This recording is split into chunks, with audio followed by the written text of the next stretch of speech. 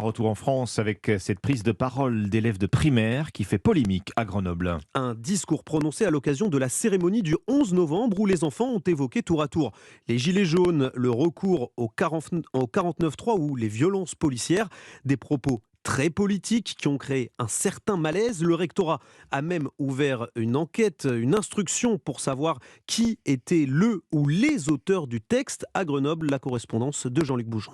Devant le monument aux morts, des écoliers de CM2 lisent un texte sur la guerre. Ils commencent par évoquer les anciens combattants, mais rapidement, ils abordent d'autres thèmes, prononcent d'autres mots très surprenants, explique l'ex-députée LREM Émilie Chalat, présente à cette cérémonie. On a entendu en pleine cérémonie du 11 novembre, ce qui n'avait absolument rien à voir avec le schmilblick, un discours politique, la dénonciation de violences policières, la dénonciation de la crise climatique, de la souffrance avec la montée des gilets jaunes et enfin l'autoritarisme du 49.3. Dans la bouche d'enfants de 10 ans, je peux vous garantir que ça fait un drôle d'effet, alors même qu'on est en cérémonie de commémoration de l'armistice. On voyait bien que c'était rédigé par des adultes en réalité. Malaise dans l'assistance, notamment chez le préfet et la rectrice. Alors qui a pu écrire et valider ce texte donné aux enfants?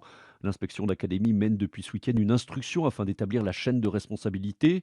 Montrée du doigt, la mairie de Grenoble réfute toute intervention, mais la députée insoumise Elisa Martin, proche du maire Éric Piolle, a salué dans un tweet la maturité de ces enfants qui, selon elle, ont compris beaucoup de choses, de quoi rajouter au trouble ambiant. Jean-Luc Bougeon, notre correspondant à Lyon.